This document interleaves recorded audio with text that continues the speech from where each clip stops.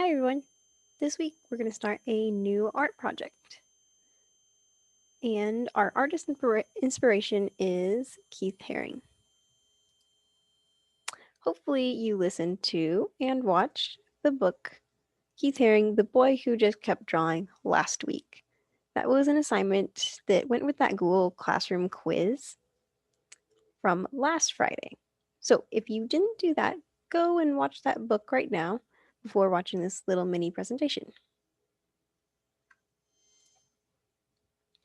Keith Haring is known for colorful cartoon artworks and certain characters such as crawling babies, barking dogs, and spaceships.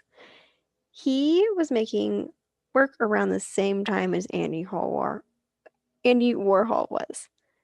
That's the artist who we based our pop art project on. If you remember last week.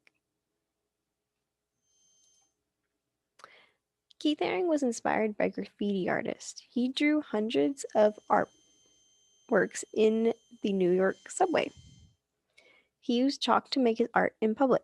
This meant it was sometimes temporary art. Other times, the art was more permanent because he used paint.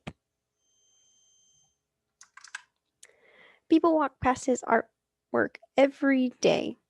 Imagine walking past artworks on your way to school every day. Wouldn't that be pretty cool? He got in trouble sometimes for drawing on the subway, but many people loved his art. He carried on drawing because he wanted everyone to experience his artwork. If you remember from the book Keith Haring, The Boy Who Just Kept Drawing, you just listened to last week or just now. Here's the mural that Keith Haring painted on the outside of that children's hospital in France. It was 6 stories high, so you can see it's pretty tall.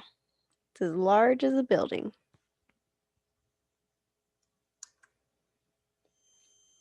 Oops. This is the large fabric painting Haring painted with almost 1,000 kids in New York City. It's huge, just like the hospital mural. Look at this picture of this person standing next to it as it lays on the ground.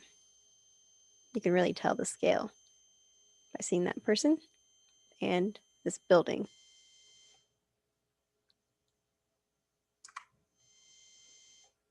Today, you can see much of Haring's work on t-shirts, posters, and other objects sold in stores. So, maybe you've seen his artwork before. These figures look familiar. Maybe in the future, you'll recognize it. Here's some examples of figures that Haring draws. Haring is able to convey complex emotions or emotional situations with very simple figures. His figures do not have faces, nor much detail within them. They use body language to tell us what emotion they're going through. You will do the same in your artwork for this project. Here's how to draw a Keith Haring style figure. I've also posted these pictures on the Google Classroom, just in case you want to reference them. But how you draw one is basically you start out with a stick figure, step 1. Then you give that stick figure an outline. So you're just making the width of your stick figure thicker or fatter. Step 3, erase the stick figure. And you can see there's no little stick figure in this body anymore. 4, you're going to add details to show movement. Something that Keith Haring always does in his artwork is that he uses these little tick marks to show movement.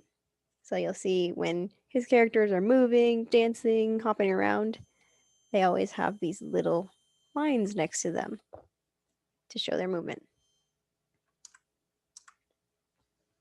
For this project, due this week, you will draw at least 2 characters in a scene using the style of Keith Haring.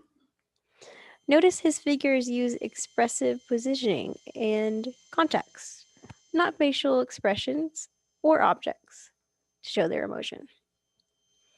So they use the little tick marks around them to show what's going on, how they're moving. And sometimes they use specific objects to help them get that motion or emotion across to us. Here's some student examples that were made in the previous year. So you can see these include 3 figures, but you're only required to do 2 figures in your artwork. You're going to draw these figures on your paper, color them in like any color you want. But remember, Keith Haring uses very pop-like colors, so things that stand out. And they're one solid color with a black outline around them. You can also see in the student examples that they've put patterns around them, little decorations. Maybe also put in an environment. It's up to you. So decorate the background with patterns or an environment.